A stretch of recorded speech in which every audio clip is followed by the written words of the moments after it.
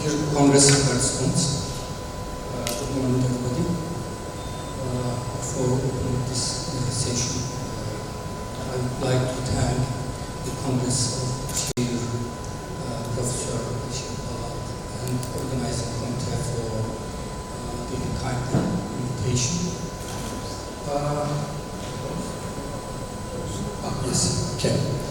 We will chair the session with Professor Vincenzo Savica. Vincenzo, do you want to say something? Yes, thank you. Thank you to all of us. And I want to thank Anarat, Cinema for the organization of this Congress. This Congress is the history for the history of nephrology and for the history of us in our interest. So,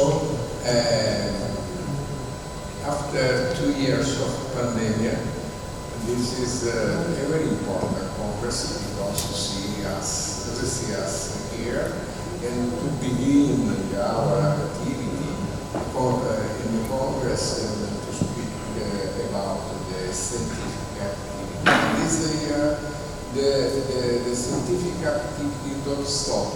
There was a pandemic, but research went on. So this is the occasion, good occasion, to report here the new knowledge about the history and the future.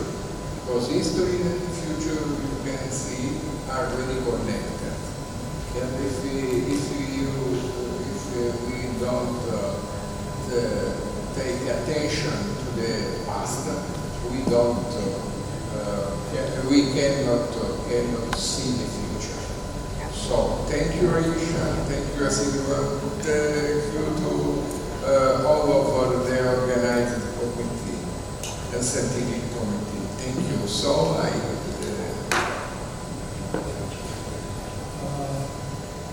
title of this lecture, Hippocrates' intuition on the law of Henle's role in the ions exchange. Speaker of this lecture, Professor Athanasios Diamandopoulos. Athanasios Diamandopoulos. Athanasios was born in the town of Virginia, Greece, in 1943, and spent his childhood in Petra and Ionia. He graduated from the medical school of the University of Athens in 1967 and finished his specialization in internal medicine at the therapeutic clinic of the Alexandria University Hospital in Athens in 1974. During the same year, he left for Glasgow and won a state scholarship. He returned to Greece in 1978 with the titles of PhD from the University of Athens and PhD from the University of Glasgow and a Scottish wife. Upon his return, he was placed at the renal department of the regional state hospital in Patras, where he worked as head of the department till his retirement in 2010. In 1986, he became associate professor at the University of Athens, and in 1928, honorary professor of the same university. In 1996, he graduated in archaeology from the University of Ionia. During the same year, he went to London, where he conducted for 6 months research on the history of medicine at the Wellcome Institute for the History of Medicine. He became a member and president of many national and international societies, some of them president of the Medical Society of Southern Greece and Peloponnes for 7 years, and later was appointed its honorary president. President of the Greek Society for the History and Archaeology of Medicine, President of the International Society for the History of Medicine for 4 years.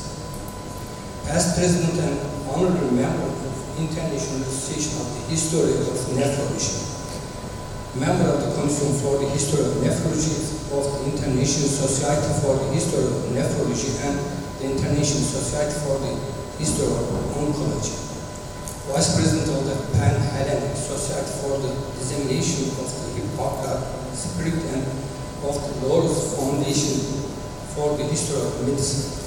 He is now also a member of the EDTA Committee for the History of Nephrology. He is author of 16 books and 450 articles in Greek and international journals. He is interested mainly in bioethics, the history of water, the history of nephrology, and its relation with modern clinical practice and Byzantine medicine. His main hobbies are the saving and the use of antique architectural fragments in modern settings, commercial farming and fitness. He has 4 children and 1 grandson. Please welcome Professor Athanasios.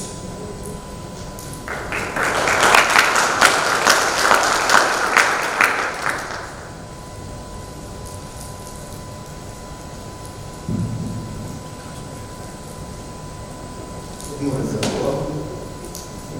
I'm deeply honored by the decision to organize the meeting and mainly Vice President Professor Savica to offer me the opportunity to speak at the opening ceremony of the 12th Congress of the International Association of the History of Nephrology. It's better? Good. So, thank you again, everyone. And I would like also to thank the Association for History of Nephrology, which I entered in my 3 days, and I would like many valuable friends there. And I also thank the Association, the person of Professor Athanasios, its president, for the many honors that has been bestowed upon me in the past. I was very glad to speak just now here, but I feel that I am completely in this advanced position, speaking after my good friend Professor Henle. I cannot compete with the level of skills. I will try my best. So I asked for sympathy. However, I'm double lucky to speak in this magnificent city, where Greeks, Romans, Byzantines, Venetians, Ottomans, Jews, Armenians, Arabs lived for centuries together in love and hate. Because as the 5th century BC philosopher of the Western Greek called Vincenzo, a better to say it is exactly the style of hate and love that produces civilization and individuality. Turning to the east, with the massive land of Anatolia, we find the first 2 examples of hate and love that produce civilization. The legendary Trojan Wars offer us the Homer's epics, and the soothing love tales of Kalimas 1000 and Romance offer harmony in the sentiments of Pleiadius. Inspired by these 2 fairy tales, I will proceed in my lecture in a style of fairy tale. And then the fairy tale begins. And the title is Hippocrates' Nutrition on the root of cholesterol in the utmost exchange.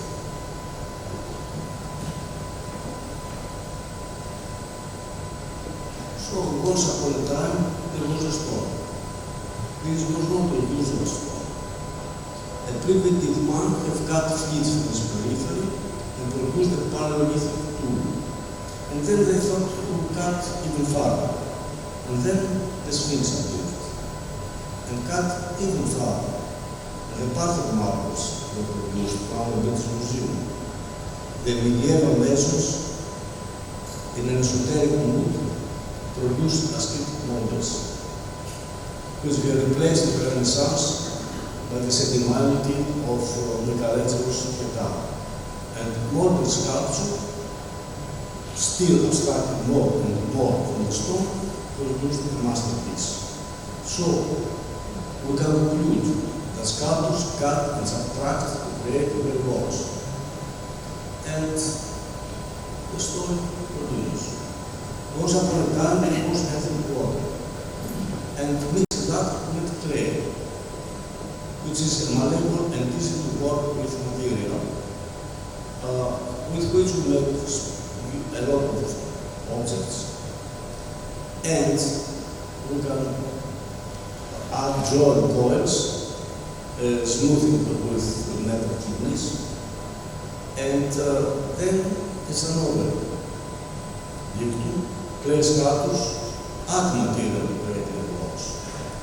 So the takeaway message from theology is the sculptors take from that which is in excess and add to which is deficient, making their creations grow from the smallest to the tallest. But I have heard that before by another person. Because when the fairy tale ends, another fairy tale occurs. It's Hippocrates, who wrote, the stark natives copy the body without the soul. They take from that which is in excess and add to that which is deficient, making their creation grow from the smallest to the tallest. So archaeology, mythology, and Hippocrates agree with the same thing.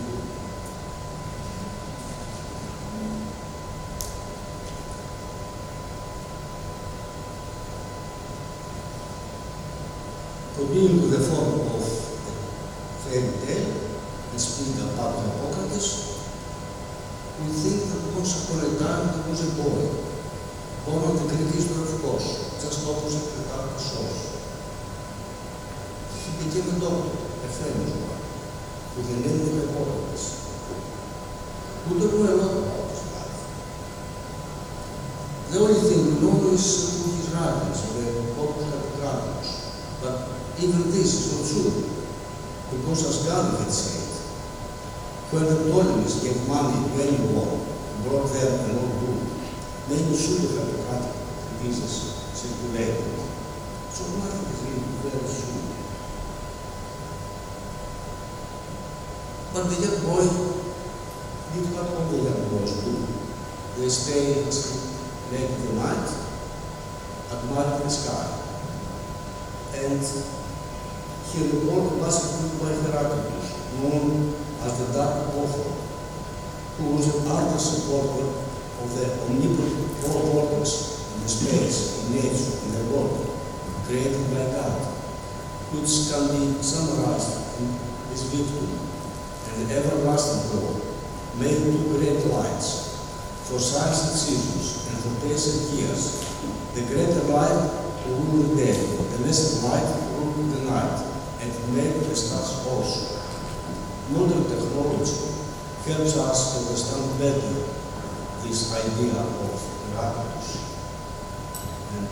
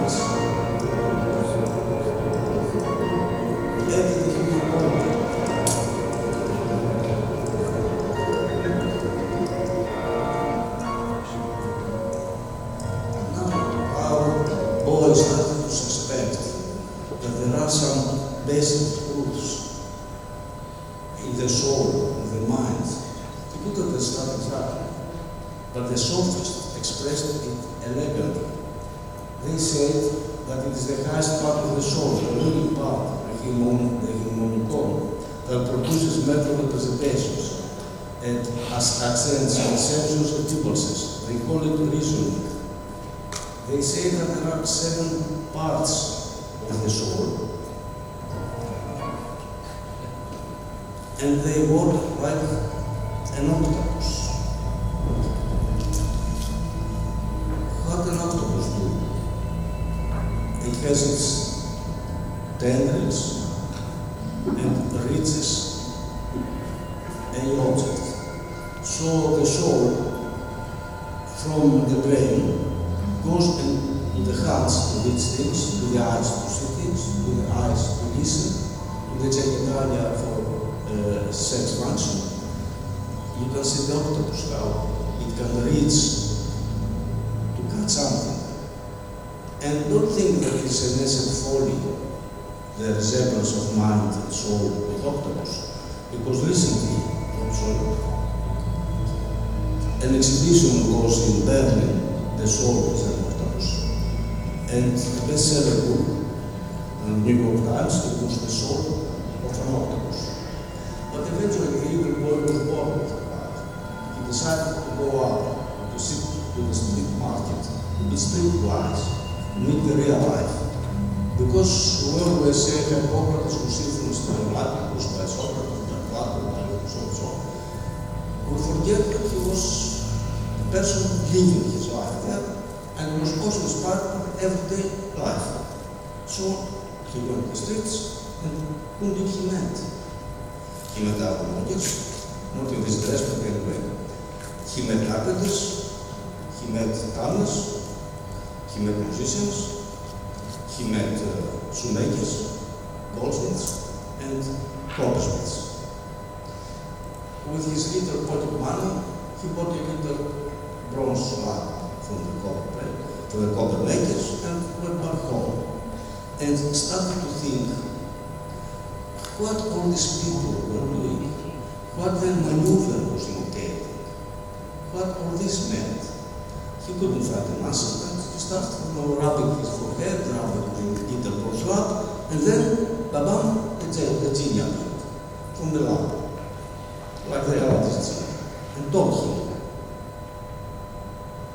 art imitates nature. This was what he conceived.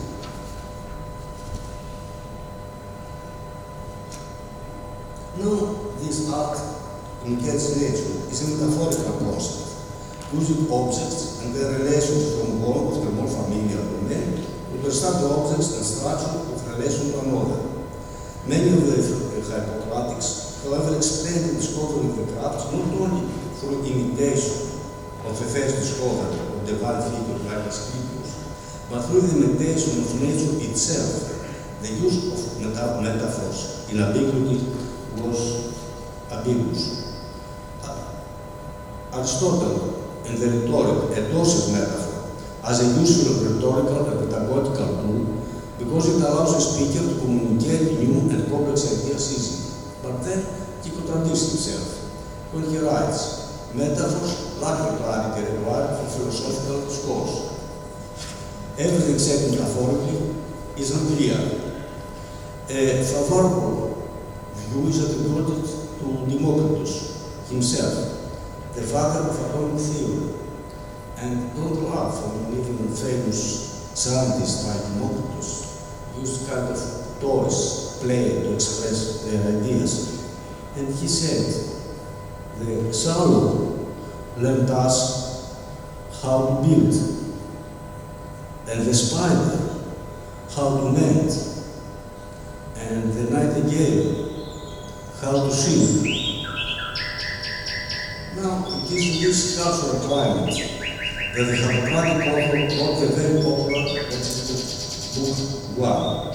I just discussed this book for 3 reasons. First, it did well in the fairy tale theme. Second, it caused a surprise about some intuition of the renal tubular function. And thirdly, because it was definitely written by someone else than Hippocrates, but we still call it Hippocratic, because it's incorporated in the Hippocratic corpus. I prefer to call the author neutrally the dietitian, because the Greek title of the book was Peridiatis, meaning about diet. The term in ancient Greek denoted not only what we eat, but also where we live and our whole lifestyle. The book was not addressed exclusively to medical doctors, but any person interested in his health. It contained a formula for a combination of diet and physical exercise that guaranteed longevity. Its main message was an isomorphism between the cosmos, the body, and the soul. A favorite motive of the ancient Greeks, describing the interrelation between the macro and microcosm, where various scholars have found in the diet one, in different proportions, traces of influence of Heraclitus, Anaxagoras, Archelos, Hippo, Empedocles, Acmeon, and many others. In a passage of this legend, we read, they, the craftsmen, the ones who saw the market, they use arts that they are like human nature, but they don't know, for the mind of the gods taught them to imitate what is their own, knowing what they are doing, but without knowing what they are imitating. I mean, the harmonious everyone imitates something but does not know what he imitates, because they cannot see the invisible, the body, the cosmos, the divine wisdom, via the visible, their craft. Only the fortune tellers can foresee the invisible, the future, via the visible.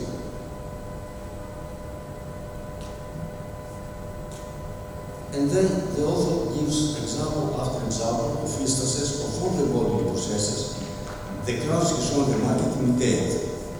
I will discuss only one example that he brings based on the story of a tree trunk. All of the things are set into order. Those that take, give, increase. Those that give, make diminution. Men saw a log. The one pulls, and the other pushes. But herein they do the same thing. And while making less, they make more. Such is the nature of man. One part pushes, the other pulls. One part gives, the other takes. It gives to this and takes from that. And to one it gives so much the more, while that from which it takes so much the less. His conclusion is that only the continuous motion and the exchange of material preserves the integrity of the craft, of the human organ of cosmos. And with this thought, the young boy Olympus went to sleep. And here is then the Kalimas fairy tale. But another story like this, based now on Cinderella's fairy tale. Once upon a time, there was a poor loop. It worked day and night. No one had seen her, because it worked in the depths of a big structure. She didn't even have a name. But that period, big celebrations were organized in huge, magnificent palaces of education, and the little poor wanted to be invited. But who would invite her? No one, but suddenly a good witch came, touched the kitten with her rod, and bam, the loop of hair appeared. Everyone saw it, started to pay attention to her, and the loop was dreaming about the bonny prince to dance with. And the prince appeared, but was not bonny, beautiful. He was very wise. It was Henle. He studied it, described it, and gave even her name. So we call it the loop of Henle. In the middle of the 19th century, at the time when anatomical microscopy rapidly developed in Germany, leading Professor to propose the cellular theory of tissue organization, Jacob Henle, 1809-1885, was investigating the historical histological anatomy of inner tissue.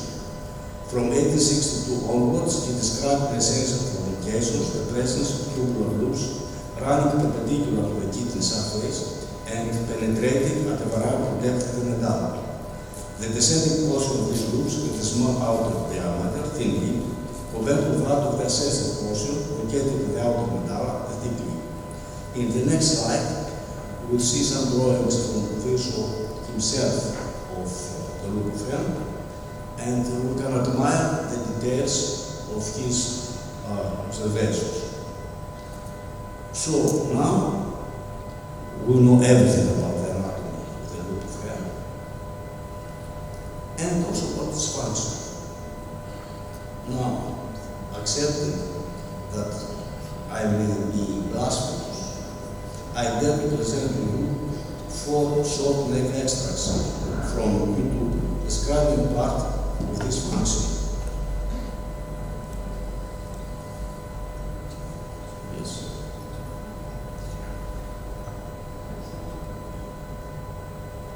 Voice, please.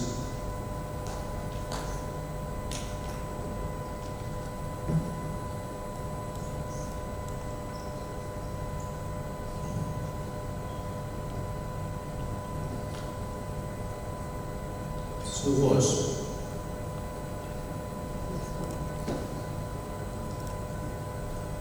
Anyway, it describes in details what's happening to the soil.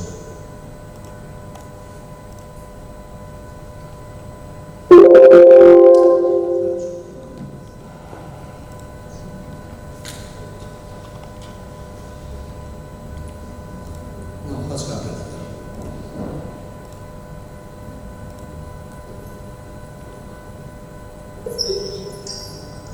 Yes. Anyway, it describes in details what's happening in and out in the root of Henle. And as you cannot listen it, I will tell you in short what's happening.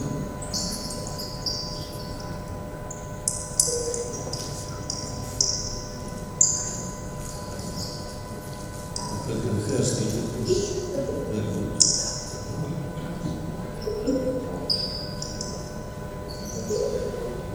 In short, from the balance capsule to the collecting system, water, sodium, potassium, chloride, glucose, plus other minor substances are entering and leaving the proximal convoluted tubule. The loop of Henle, the distal convoluted tubule, to and from the interstitial space, and the tubular capillaries leading to an increase and then decrease of the urine gravity in order to balance at the normal rates of urine specific gravity of 105 to 130.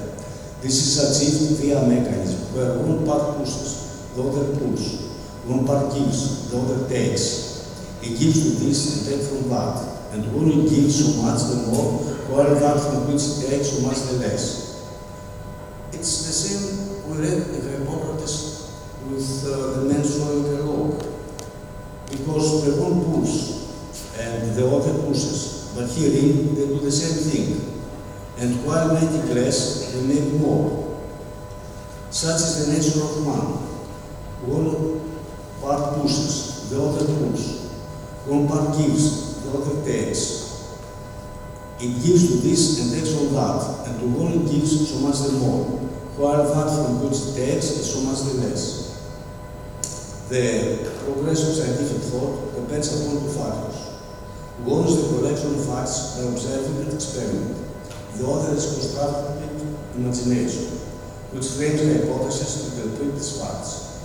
The Greek genius, alert and vigorous, was always ready with explanations, but it was too impatient, perhaps, because its very quickness to collect a adequate amount of evidence for framing conclusive hypothesis. This fault was not altogether a bad thing. The constructive imagination needs to be developed by practice if progress is to be possible. But imagination needs also training and education. And the Greek mind was so exuberant that it shrieked the necessary discipline. The drudgery of collecting facts and making sure that the square root theory proved too laborious. Experiment was entirely or almost entirely neglected. Even Aristotle.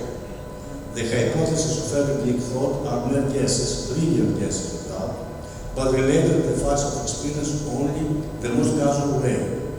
Medicine, indeed, did usually insist on the collection and classification of phenomena, but guesses mar all but the very best of the Hippocratic corpus. We shouldn't look down, however, to the old young voice of those metaphors. Hippocrates didn't know the existence and function of the root of Henle. He only correctly hypothesized about some physiological issues that just stayed quiet in his room. We shouldn't forget that all men's miseries derive from not being able to sit in a quiet room alone, as Blaise Pascal wrote of the 17th century. Modern high-tech science also uses metaphors to express complicated ideas. From the 17th century, when the hypothesis were transformable, trying to use machinery metaphors to explain the human being's motion, till the terms that entered our vocabulary in the 20th century, the Big Bang, the black hole, the web, are all metaphors trying to explain complicated phenomena with simple objects we have in mind. And here my tale ends. But sorry, there's no end, there's no beginning. The cosmos, the body, the animals, the plants, everything goes around and around and around and around for decades, for millions of years, and they lived happily ever after. Hippocrates expressed it with yet another metaphor. Basket makers played by turning the basket around and around.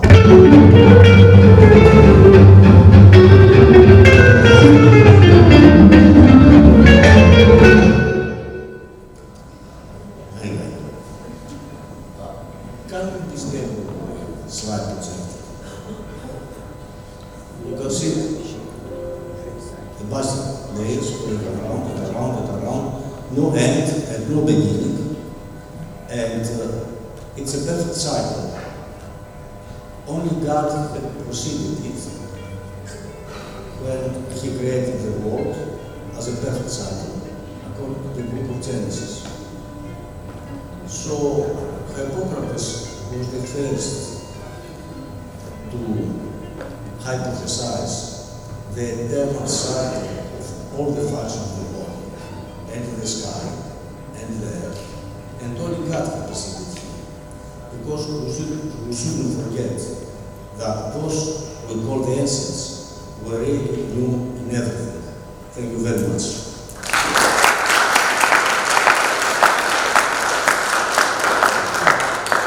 Thank you, Thanos. There are a question from the audience?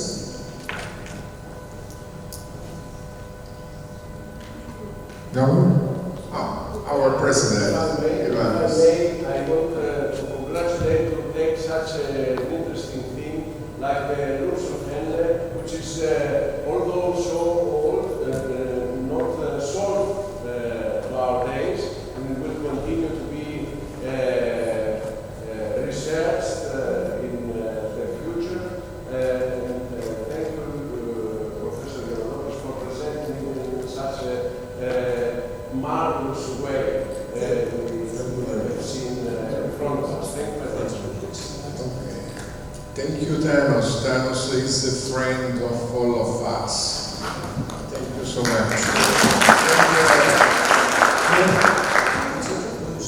Thanos is a friend of all. We should say Thanos 1. Because there is Thanos 2. It's my grandchild who was christened 10 days ago, another Thanos. Good, good. Yes. And thanks to Ivanos for this comment. Thank you. Now we go to the break, but we have